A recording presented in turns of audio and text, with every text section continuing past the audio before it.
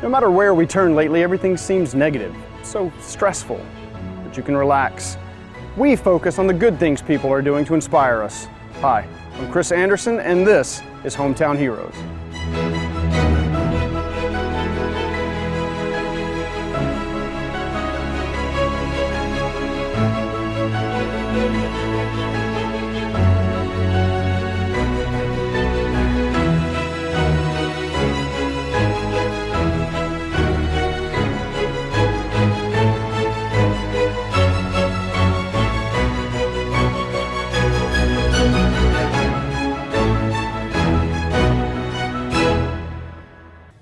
If you haven't heard of Antoine Bethea, you've heard of his team, the New York Giants.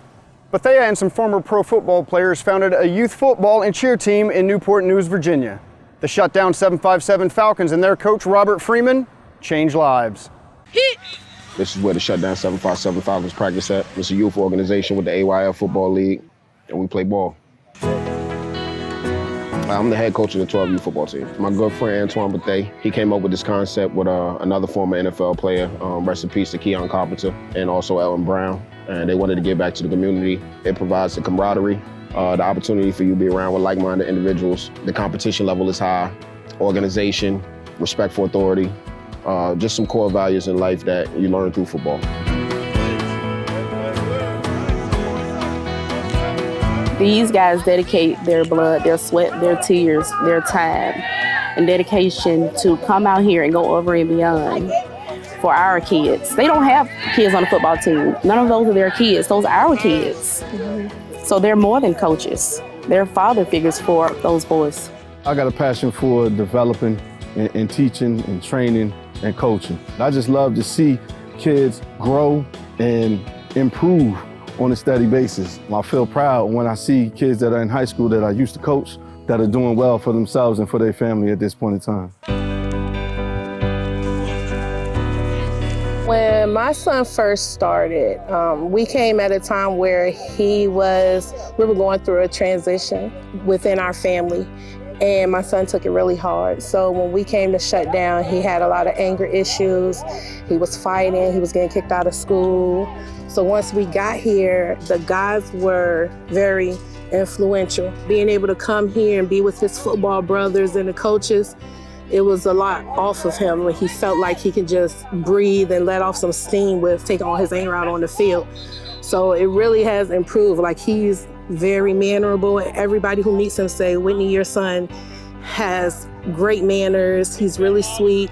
So I think for him being on the team, it means a lot to him. He actually calls the coach, Coach Free, he calls him his hero. So it means a lot. Matter of fact, those uniforms, I don't know if Free told y'all, but those uniforms they have on, Free paid for that out of his own pocket for our kids. You notice we're the only team out here with those on. Free did that. Yeah, he paid for those uniforms.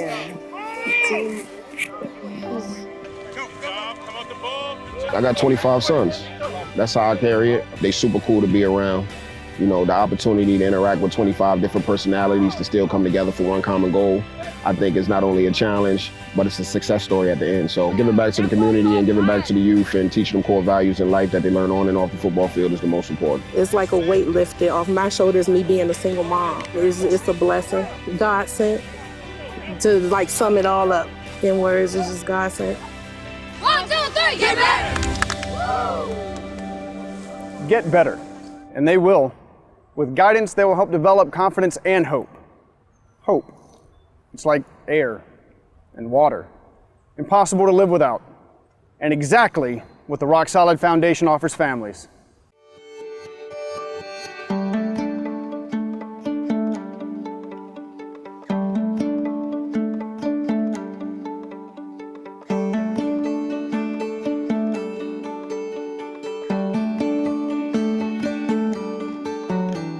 Rock Solid is a nonprofit foundation started by Eric Newman, and they try to build hope for kids with pediatric cancer. What we're doing here today is we're providing playback to a beautiful young girl that, with no fault of her own, has just lost out on the ability to play. My name is Anna, and this is my dad, and this is my mom.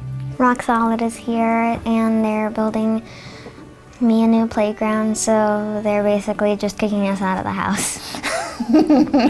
So we come out early in the morning, 7 o'clock. We get everything set up. A limo comes around 8:30, takes the child off on an adventure for the day. Usually they go out to breakfast, and then their choice of where they want to go to play and have fun while we're here building hope in their backyard. It's a great feeling to see her smiling and excited. And we're really, really appreciative of Rock Solid for doing this for us.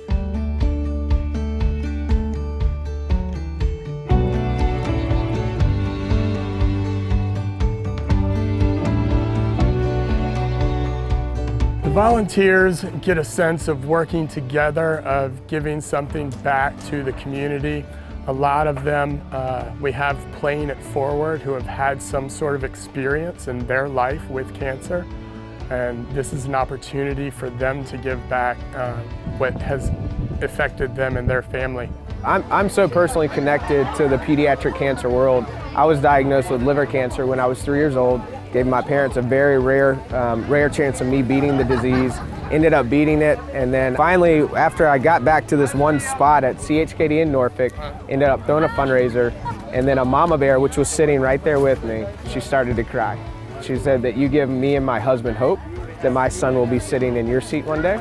And ever since then, I knew I needed to marry the cancer tragedy knowledge, if you will, and my construction knowledge, and married them together, and that's where Rock Solid Foundation came from. It's not about a logo. It's not about growing a brand. It's about getting to these families when they so desperately need it. And as long as we stay focused on that, there's nothing that we can't do. And I truly believe this is what I beat cancer to do. 2, 3.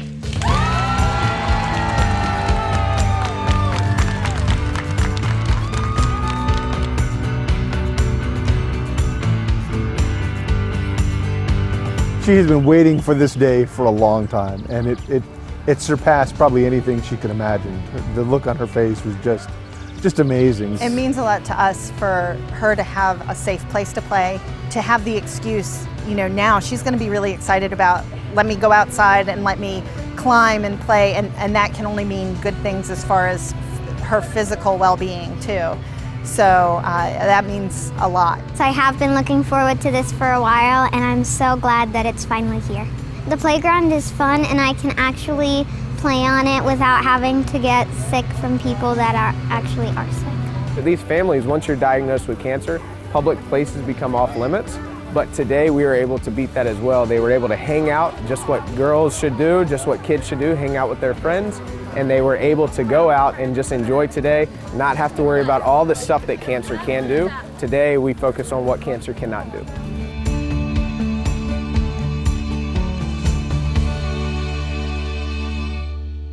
Things change when we focus on what we can do.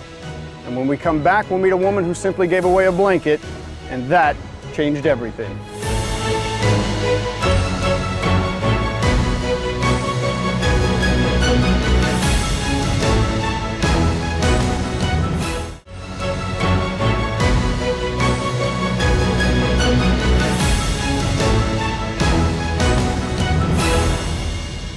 Protection from the elements is a challenge we all face.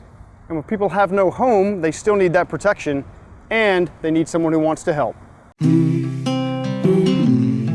My name is Mariah Smith, and I'm the founder of Blankets for the Homeless. Blankets for the Homeless is my nonprofit organization. I started when I was 17 years old in 2011, and it was after seeing a homeless man at a fast food restaurant, and we just happened to have a blanket in our van, and it truly opened my eyes to the reality of homelessness and what it was like for so many people who were living on the streets. It's called Blankets for the Homeless, but it's truly so much more than just blankets. It's anything they need. I try my best to find a way to get it for them. Right now we are at my unit. This was a donated space for us to be able to function a little bit better as a nonprofit organization. It's been such a blessing because in so many ways we've been able to stay a little bit more organized, and we're able to grab the items that we know the homeless community need immediately so we can get it to them. Blankets for the Homeless does not really have a set schedule. It's so intertwined in our personal lives. Every day is different. Sometimes we'll be able to meet the needs of 3 people, sometimes we'll be able to meet the needs of 100. It just varies day to day. Let me get you that size 12. People tend to assume certain things about the homeless community that aren't true. They are people just like you and I who have had something bad happen in their life that led to the domino effect of them losing everything they own. And I think it's really changed my perspective in all ways, and it's helped open my eyes to the reality of what it means to struggle, what it means to do everything you can with the situation that you're in, and it's still not enough. I got a tent, a mat, some shoes, and blankets and stuff. So I got stuff I needed. I see them and I just wave and smile because they make my day. We absolutely develop relationships. How are you? Good to see you. Good. I want them to feel acknowledged. I want them to feel heard. I think that's something that people often take for granted, and I think it's something they don't get enough. And my hope is to be able to give that to them. Do you need a tent? Yes, ma'am. And a mat? No, I got You sure? Okay. Do you need some blankets? No, I got enough of them. My tent just leaks a little bit. Okay. I was born and abandoned on Christmas Eve 25 years ago. I was essentially homeless as well. From my understanding, I know that my birth parents were young and unable to take care of me, but I'm so thankful that they left me in a safe place at the hospital. I've been so blessed. I'm sorry. Wow, I'm so sorry. I've been so blessed with my parents and my family, and I just feel extremely motivated to do what I can for the community because I know that what they're going through is really difficult. Reaching out and helping others comes naturally to some. It's what motivates a group of people who volunteer for a mobile clinic.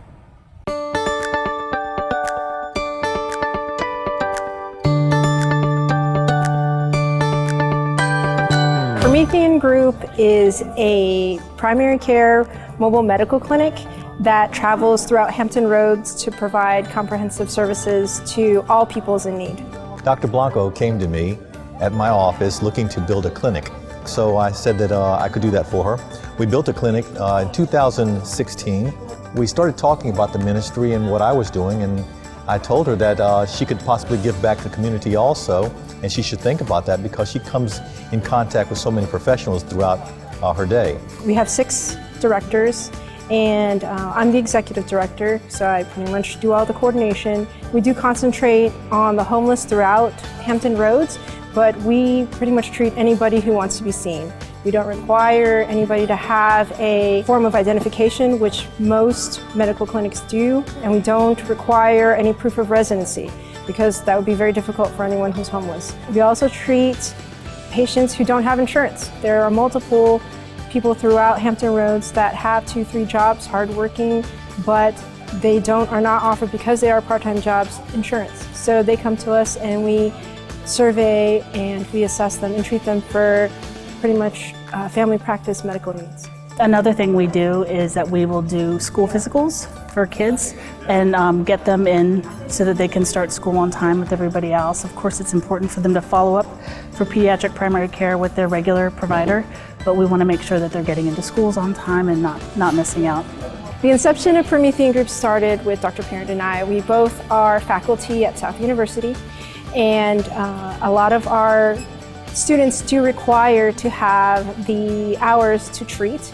A lot of the students, however, don't have the opportunity to treat vulnerable populations or work intercollaboratively. We'll pull an occupational therapy assistant student over with us, physical therapy, likewise BSN students with them to let them see exactly what their role is, which we oftentimes work alongside each other in healthcare, but we don't necessarily work as well integrative together. So I really am excited that the students are able to have that opportunity and they enjoy it very much as well. The process that Promethean Group offers for each patient is when they first walk in, there's usually a greeter. They will help to filter the patient to where they need to go.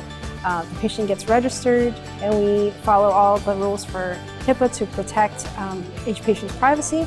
Once they're registered, They go to intake and speak with a provider as well as a BSN student, and they get their past medical history taken.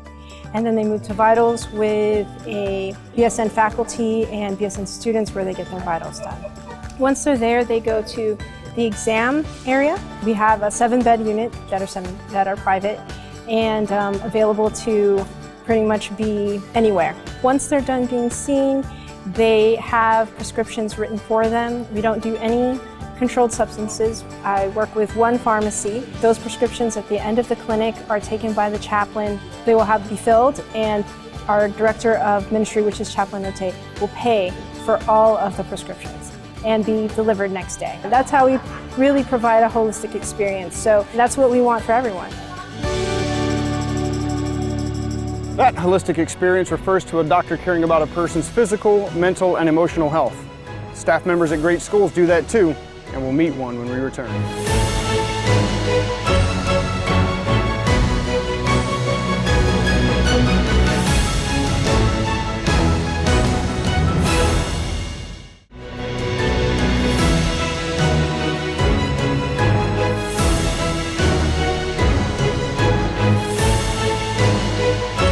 When the goal is to excel academically and socially, one man knows how to start the day off right.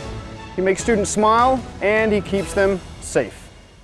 My name is Anthony Brickhouse. I'm Staff Security Officer at Dunbar Urban and Achievable Dream Academy.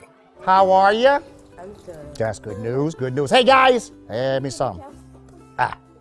Basic routines, it can vary, but on an average day, it is from securing the lot, the grounds, make sure doors are secure, monitoring the cafeteria, securing the main areas of the building wherever children are present, making sure that the teacher's day is going well.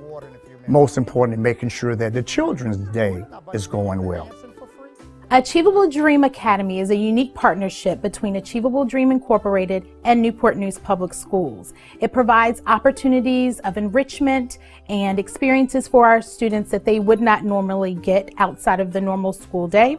One of the added benefits is that we focus on a social and moral component. And in the social and moral component, when we greet students each morning, they are expected to shake our hands, say good morning with a firm handshake and a look in the eye. I feel like that's a very valuable time and connection that we have with our kids so that we can immediately zone in on any issues there may have been, or to say something simple as happy birthday when they walk in, and to really start kids' day off to a really great start. Hey, beautiful girl, you okay?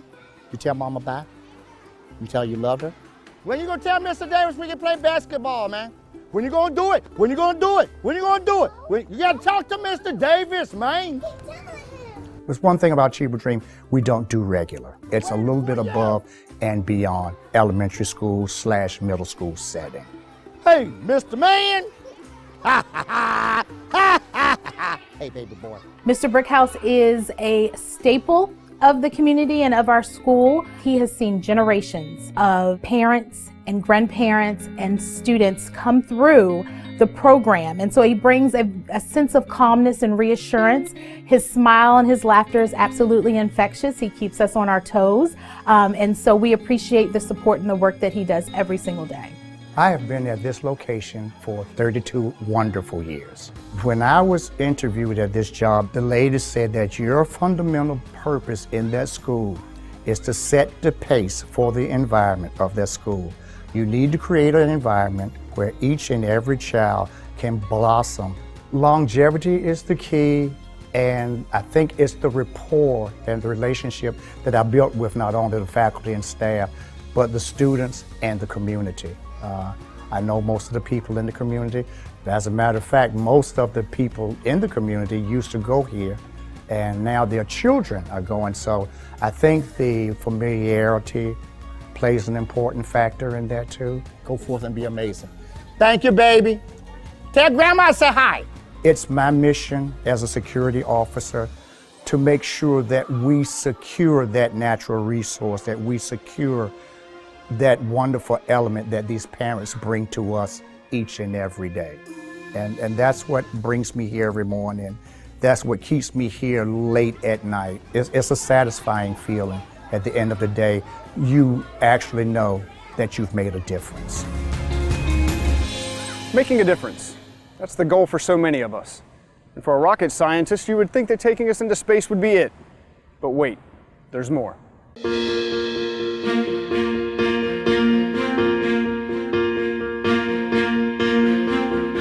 My name is Kelly Murphy, and I am the head of the Aerothermodynamics branch here at NASA Langley. I manage all the people in the branch, and we are called the Aerothermodynamics branch, which is a combination of aerodynamics and thermodynamics, or aero heating. So I manage those folks, I manage their work, attend to the strategic plan of the branch. I've known Kelly for over 25 years now. I think Kelly's crowning achievement, if you will, has been with the Orion vehicle, which is our new crewed capsule, and it's going to be going to the moon and to Mars perhaps. We have to be able to abort the mission at any single point if something goes wrong for the safety of the astronauts. And Kelly's job in all that was to make sure that when that capsule pulls away, that it doesn't go out of control. She designed very detailed, complex wind tunnel models and tested them, came up with thousands of pages of data that the vehicle will now fly on. We are standing in front of NASA Langley's 31-inch Mach 10 hypersonic wind tunnel. And you can see we have a whole bunch of different kinds of models here that we've tested. And this has a long heritage. This facility dates back to the 1950s and 60s. Supported the Apollo program, supported the Space Shuttle program, and now most recently Orion, our next generation space transportation. So there's a long history, and it's still going strong for us here. I know Kelly Murphy from her work on supersonic and hypersonic wind tunnels. However, I principally know Kelly as a sponsor of musical events. My baby's a rocket scientist. For over 20 years, she's been creating listening room opportunities for artists to perform for listening audiences all across Hampton Roads, hundreds of opportunities. I'm not really good at doing nothing. The music piece actually hit me first as a young person. And as much as I flourished in the academic environment, I felt like kind of the real place where I let my hair down and really leaned in and relaxed was in the band room. She's also a very hard worker in the nonprofit realm, and she accomplishes so much with her efforts there, again, because she's such a can-do, action-oriented person, and she has been involved with several nonprofits at a high level and a very active level. I love playing. I like to play for, actually we have a group that came together to play in nursing homes for a local nonprofit, and so that's very rewarding. I love it, but I am not looking to have a career in it. I have one, and I've told a lot of my music friends that I feel like I can do a lot more for our music community behind my computer than behind the microphone. Sometimes I say, how did I get here? I think that's the advice, is to stretch yourself and do something that scares you a little bit. You just have to trust that your hard work is going to pay off, and go for it. My baby's a rocket scientist. Trusting in hard work, keeping a positive attitude, going for it. These are some traits of the people that we've met. They're also great characteristics that we can develop in ourselves. Until next time, thank you to our hometown heroes.